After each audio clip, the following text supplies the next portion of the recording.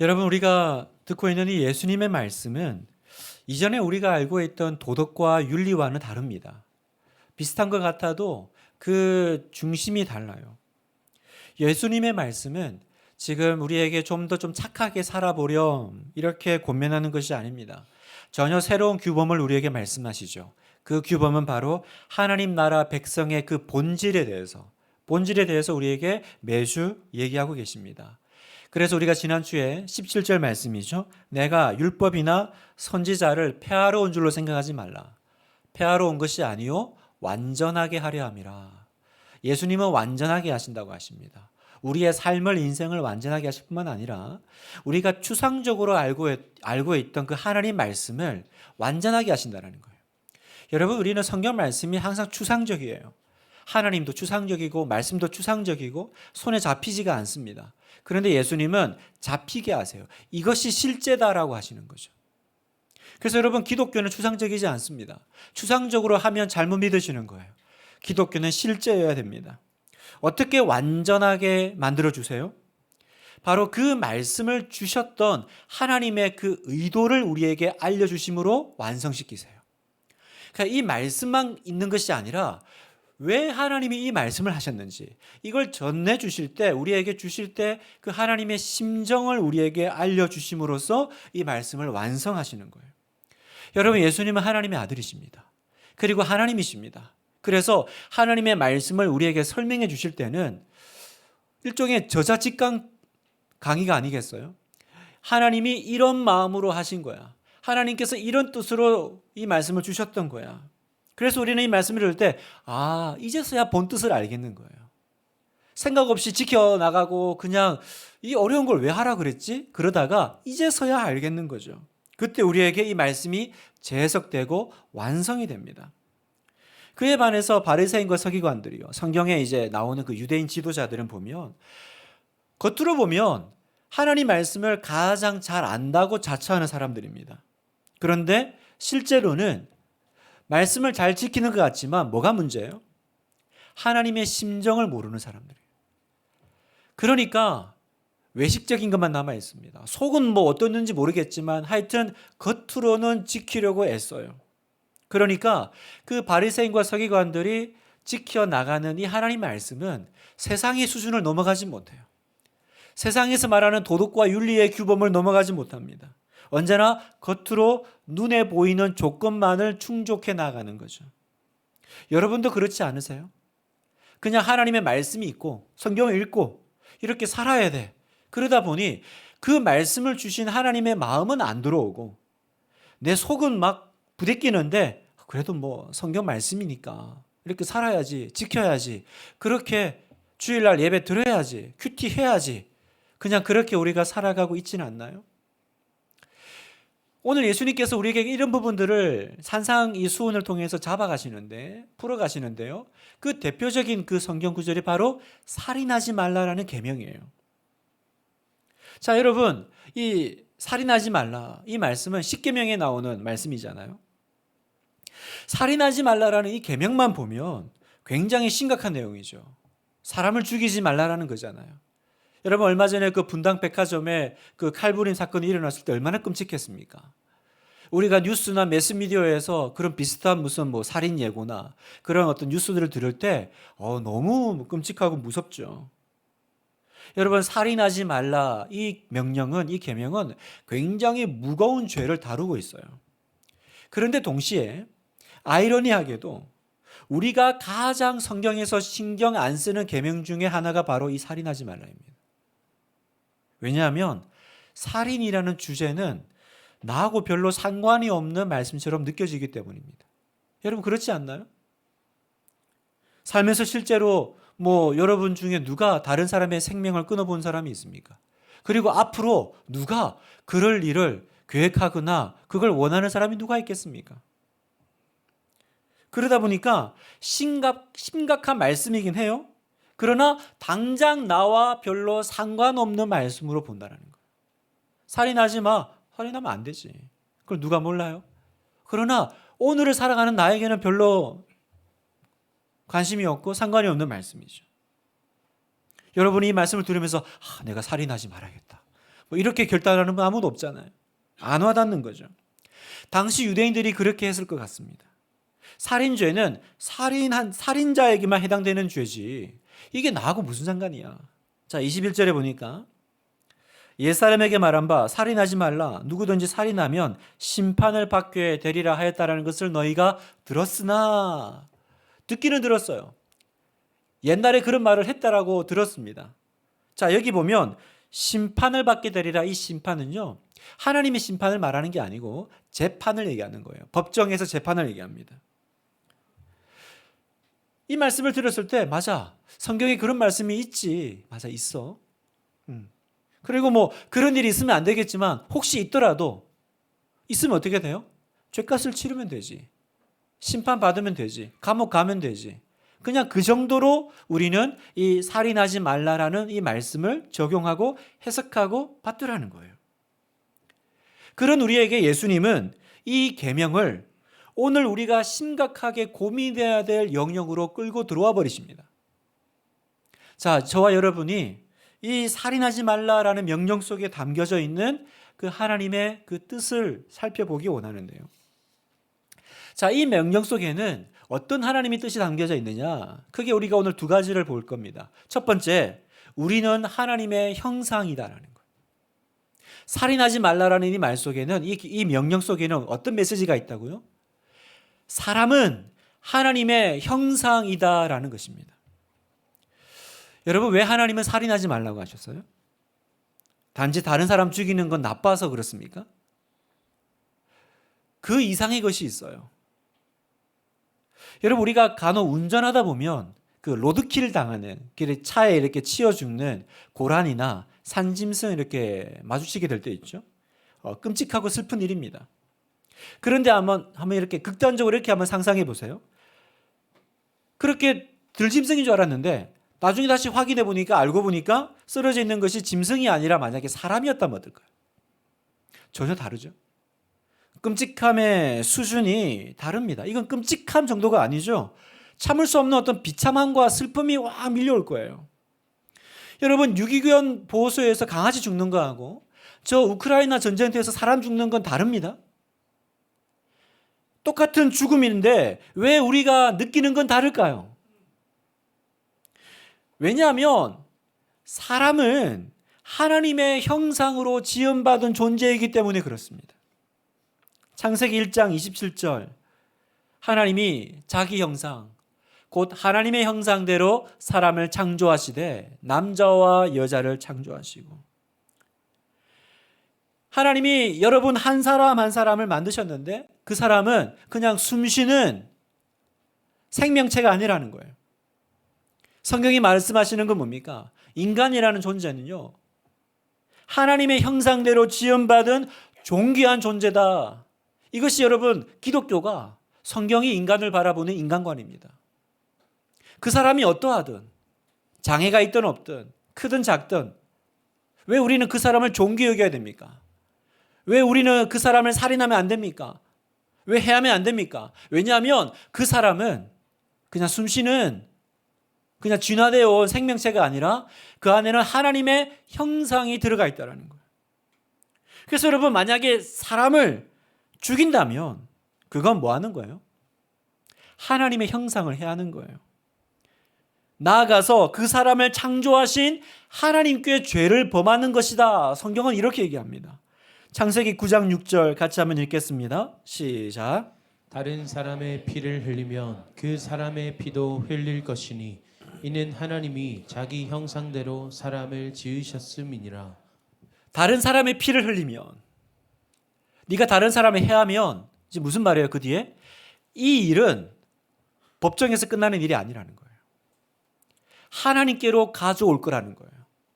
이는 하나님이 자기 형상대로 사람을 지으셨습니다.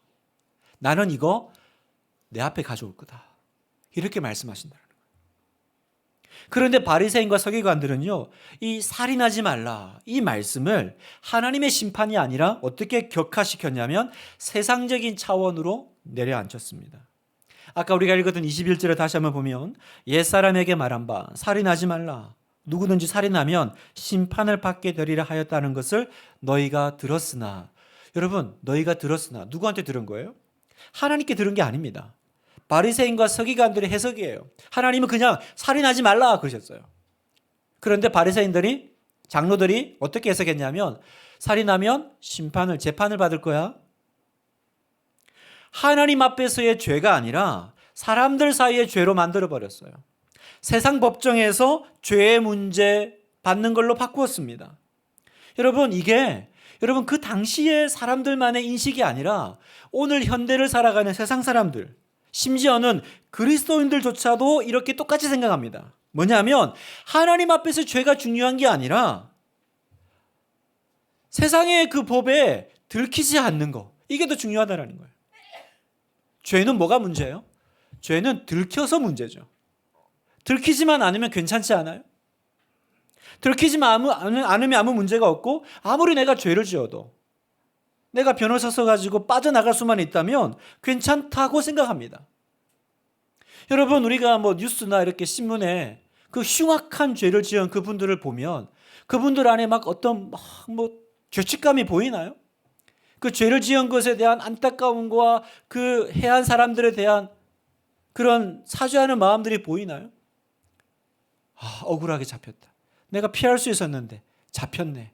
그런 거 있지 않아요? 그래서 뭐라 그래요? 죄 받을게요. 벌 받을게요. 감옥 가면 되잖아요. 그렇게 되면 자기가 죄값을 치렀다고 생각해요. 그렇게 하면 자기는 이제 더 이상 아무렇지도 않고 자유한다고 생각해요. 그러니 여러분, 아무리 우리가 법을 강조하고 또 새로운 법을 만들어도요, 죄가 줄어듭니까? 죄가 안 줄어들어요. 더 늘어나요. 여러분 기억하세요. 하나님의 심판을 두려워하지 않으면 죄의 문제는 해결될 수가 없어요. 그냥 들켜서 문제예요. 잡혔네. 그리고 죄값 치를게. 감옥만 가면 되지. 하나님 두려움이 없어요. 나의 이 문제를 하나님께서 보고 계신다는 인식이 없어요. 그러니까 죄는 늘어날 뿐이에요. 그리고 어떻게 하면 죄를 피할까? 그 장꾀만 늘어날 뿐이죠. 그러니 여러분, 살인하지 말라. 이 말 속에 우리가 기억할 것은 무엇입니까? 단지 내가 다른 사람에게 해를 끼치거나 거기에 대한 대가를 치르거나 그 문제가 아니라 이 사람 속에 누가 있느냐라는 거예요. 그리고 하나님께서 이 문제를 어떻게 다루시는지를 내가 아는 거예요. 하나님은 사람을 귀하게 여기십니다. 왜냐하면 하나님의 형상대로 창조한 존귀한 사람이기 때문에 그렇습니다. 제가 한동안 제 아내 그 어릴 때 유치원 때 찍은 사진을 지갑에 들고 다닌 적이 있어요. 지금은 아닌데 한동안 그 우리 아내 유치원 사진을 이렇게 지갑에 넣어서 들고 다닌 적이 있습니다. 왜 그랬냐면 제가 결혼하고 나서 이제 부부가 됐잖아요. 근데 제가 제 아내를 대하는 태도가 획기적으로 달라지게 된 한 계기가 있어요. 시점이 있어요. 그게 언제냐면 제 둘째 딸이 태어났을 때예요. 딸을 탁 이렇게 태어나 보니까 너무 이제 예쁘고 사랑스럽잖아요. 저도 이제 다 남자 형제만 있고 이러니까 이 딸을 처음 봤어요. 너무 예쁘고 사랑스럽고. 이제 그런 생각이 드는 거예요. 이렇게 예쁜 내 딸인데 나중에 이 아이가 이제 나이가 들고 자라서 성인이 돼서 결혼할 때가 될 거 아니에요? 그럼 어떤 시큼한 놈이 죄송해요. 시큼한 녀석이 나타나서 단지 내 딸을 사랑한다는 이유 그 하나 때문에 데려가서 산다. 그런데 함께 사는데 지금 내가 제 아내에게 하는 이 태도로 그 놈이 내 딸한테 한다면 내가 멱살 잡겠더라고요. 가만 놔두지 않겠더라고요.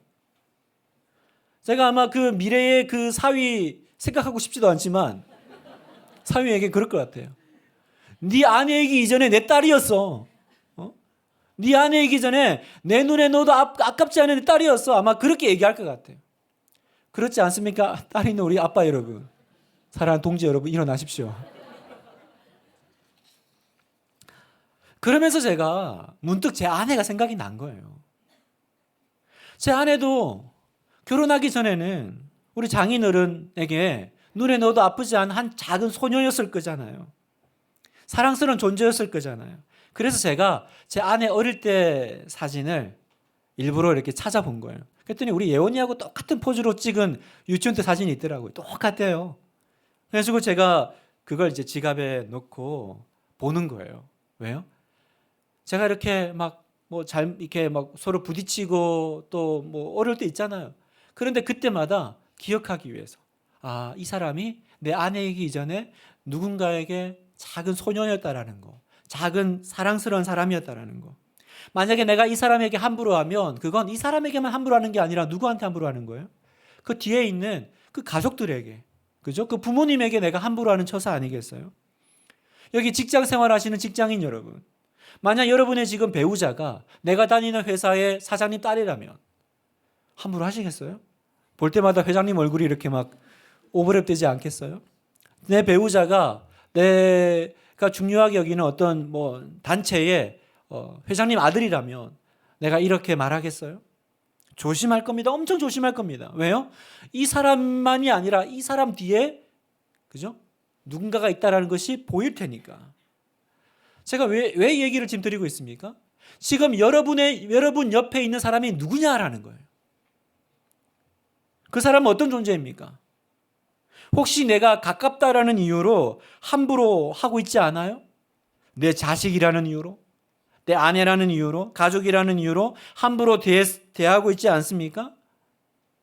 그런 우리에게 하나님 뭐라고 말씀하십니까? 그 사람 하나님의 형상이다라는 거예요. 그 뒤에 누가 계십니까? 하나님이 서 계십니다. 그러니 사람에게 함부로 하는 사람은 반드시 그 사람을 창조하신 하나님의 심판이 있음을 기억해야 될 것입니다. 이것이 여러분, 살인하지 말라라고 하셨을 때 주님께서 그 안에 담아 놓으신 하나님의 마음이에요. 두 번째, 마음으로도 살인하지 말라라고 하시는 거예요. 여러분, 사람을 죽이는 건 총칼로만 하는 거 아닙니다. 칼로, 총으로 사람의 생명을 끊는 것만 살인이라고 생각하지 않습니다. 실제로 내가 죽이지 않더라도요, 사람을 죽음으로 몰아가는 것이 있죠. 그게 뭡니까? 바로 말이죠, 말. 야고보서 3장 8절, 혀는 능히 길들일 사람이 없나니 쉬지 아니하는 악이요 죽이는 독이 가득한 것이라. 뭐라고 말씀하세요? 혀에는, 말에는 죽이는 독이 있다라는 거예요. 성도 여러분, 말 참 무섭습니다.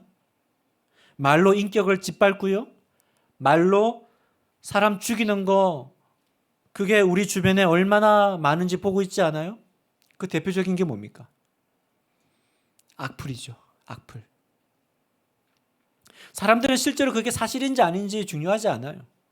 그냥 소문 듣고 쉽게 말하고 정죄합니다. 아닌 말고. 그래서 던집니다. 그런데 그 말 때문에 사람이 죽어요.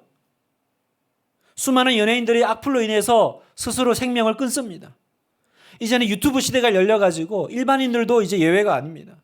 악플에 시달리고 죽음을 경험합니다. 여러분, 이건 엄연한 살인이죠. 여러분, 살면서 죽고 싶을 만큼 괴로울 때 있지 않았어요? 얼마나 많았습니까? 여러분, 그런데 그 죽고 싶었을 때가 언제입니까? 그렇죠. 가장 많은 것이 다른 사람들의 말 때문 아니었어요? 나를 억울하게, 아프게, 모함하는 말 때문에 죽고 싶을 때가 얼마나 많았습니까? 이건 당해보지 않은 사람은 모르는 거예요. 그냥 살아있지만 죽은 거죠. 그래서 오늘 예수님은 뭐라고 말씀하세요? 살인하지 말라, 이 말씀을 하시면서 갑자기 22절 말씀을 하시는 거예요. 같이 읽겠습니다. 시작. 나는 너희에게 이르노니 형제에게 노하는 자마다 심판을 받게 되고 형제를 대하여 라가라 하는 자는 공회에 잡혀가게 되고 미련한 놈이라 하는 자는 지옥 불에 들어가게 되리라. 자, 여기서 라가라는 이 말은 다른 사람을 경멸하고 멸시하는 그냥 히브리인들의 욕설입니다. 말 그대로 하면 쓸데없는 놈, 뭐 머리가 텅 빈 뭐 이런 겁니다. 한마디로 이제 멍충이 뭐 이런 거죠. 우리가 이제 보통 쓰는 뭐 바보야 뭐 이런 거 아니겠어요? 예수님 뭐라고 경고하시냐면 단순히 생명을 빼앗는 것만 살인이 아니다라는 거예요.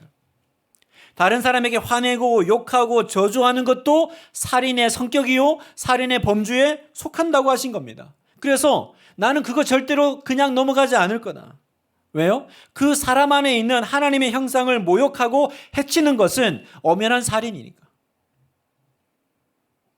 여러분, 여기서 우리가 한 가지 인정해야 될 것이 또 하나 있습니다. 그건 뭐냐면 내가 피해자이면서 또한 동시에 내가 가해자였다라는 것을 인정해야 됩니다.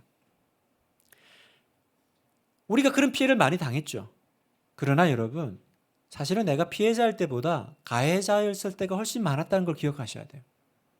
사람은 모두 자기 위주로 생각합니다. 그래서 아무리 생각해도 내가 잘못한 것은 없어요. 다 저 사람 잘못이에요. 사실은 본인 때문에 힘들어하는 사람이 훨씬 많은데 자기만 몰라요. 제가 신방을 이렇게 많이 하잖아요. 오면 누구 때문에 힘들다고 이렇게 오지만 제가 막 말해주고 싶어요. 아니에요. 당신 때문에 힘든 사람 훨씬 많아요. 근데 말하면 안 되죠. 말하면 안 돼요. 근데 자기밖에 안 보여요. 그냥 저 사람이 하지만 물어보면 그 사람 때문에 힘든 사람이 더 많은 거예요. 우리는 그렇게 몰라요. 여러분 자기를 돌아보십시오. 그동안 내가 얼마나 주변 사람들을 말로 아프게 했습니까? 내가 얼마나 주변 사람들에게 죽음의 고통을 안겨줬습니까?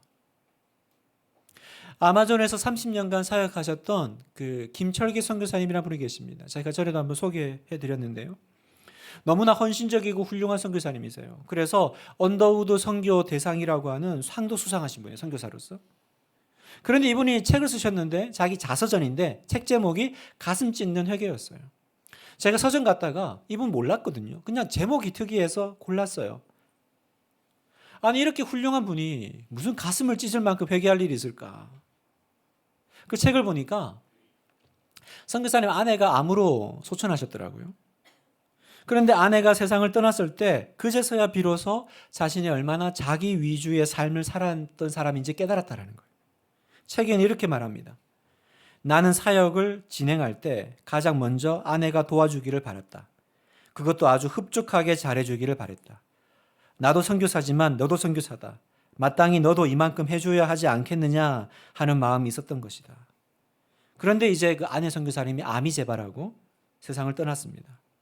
임종하는 마지막 날 기계장치에서 숨이 멈추었다라는 경고음이 울렸을 때 선교사님이 벌떡 일어나서 아내의 이름을 다급하게 불렀습니다. 그런데 그 순간 선교사님의 머리를 때리는 한 가지 생각이 있었어요. 그게 뭐냐면 나는 아내가 살아있을 때 이렇게 간절하고 사랑하는 마음으로 아내를 불러본 적이 있었나? 그게 머리를 딱 때리더라는 거예요. 제가 그 책을 읽겠습니다. 충격이었다. 나는 아내를 진정으로 사랑한 적이 없구나. 단지 내 필요를 위해 아내를 이용했을 뿐이었구나. 나를 위한 사랑만 했구나. 나의 위선이 적나라하게 까발려졌다. 사랑하는 분당 하나교회 성도 여러분, 이 선교사님의 고백이 비단 이분만의 것입니까? 우리가 그렇게 살고 있지 않아요? 나는 괜찮은 사람이다 항상 착각하고 다른 사람을 나의 유익을 위해서 이용하죠. 그리고 내 기준으로 정죄하고 판단하고 시기하고 화내고 분냅니다. 성도 여러분, 아니 내가 목사님 사람이라도 죽였나요? 내 마음대로도 못합니까? 이렇게 말할 것이 아니에요. 내 입을 막고 하나님, 제가 죄인입니다. 그렇게 가슴을 찢어야 해요. 왜요? 마음으로도 살인하지 않기 위하여. 마음으로도 그 하나님의 형상을 내가 해하지 않기 위하여 우리는 날마다 씨름하고 몸부림쳐야 된다는 거예요. 예수님은 아직 기회가 있을 때 오늘 해결하라고 하십니다. 23절, 24절이요. 같이 한번 읽겠습니다. 시작. 그러므로 예물을 제단에 드리려다가 거기서 내 형제에게 원망 들을 만한 일이 있는 것이 생각나거든. 예물을 제단 앞에 두고 먼저 가서 형제와 화목하고 그 후에 와서 예물을 드리라. 피할 길이 없어요. 사람 사이의 관계에서 화해할 거 있으면 화해하고 사과할 거 있으면 사과하라고 하십니다. 저기서 나 때문에 피눈물을 흘리고 있는데 너는 여기 와서 예배로 어물쩍 넘어갈 생각하지 말라라고 하시는 거예요. 25절, 그 고발하는 자가 너를 재판관에게 내어주고 재판관이 옥리에게 내어주어 옥에 가둘까 염려하라. 지금 이게 뭡니까? 화해의 시급성과 긴박감을 얘기하시는 거예요. 이 재판관은 하나님이세요, 여러분. 오늘 하라고 하시는 거예요. 지금 저기서 네가 그렇게 하나님의 형상을 상처 주고 훼손해 놓고 너는 여기 와서 예배 드리니? 여러분, 그래서 우리가 은혜가 필요해요. 여러분 은혜를 구해야 됩니다. 왜요? 은혜만이 답이에요. 나는 못해요. 찾아가서 해결할 용기가 없고 마음이 없어요. 그런데 여러분 은혜가 충만하면 달라지기 시작하는 거예요. 은혜가 있으면 달라져요. 여러분 연애하면 어때요? 세상이 행복해 보이잖아요. 모든 사람 다 사랑스럽지 않나요? 마찬가지예요. 은혜 받은 사람은 사람이 사랑스러워 보입니다. 찾아가서 해결할 힘이 생깁니다. 그러니 여러분 오늘 말씀을 마무리하면서요. 내가 어떻게 하면 저 사람을 미워하지 않을 수 있을까 고민할 필요가 없어요. 그 고민하지 말고 주님 제 마음에 하나님의 사랑과 은혜로 충만케 해주세요. 그거 기도하면 됩니다. 여러분 우리가 남을 살리는 사람이 되어야 되지 않겠어요? 남을 살려야 될 사람인데 어떻게 우리가 말로 생각으로 남을 죽이고 있겠습니까? 너는 살인하지 말라. 지금까지 나와 아무 상관없는 말씀 아니었습니까? 내가 살인할 일이 뭐가 있나? 과거에도 없었고 앞으로도 없었고. 그런데 오늘 말씀 앞에서 보니까 나는 날마다 사람을 죽이고 있더라고요. 사람을 살리는 여러분 되시기를 주님의 이름으로 축복합니다.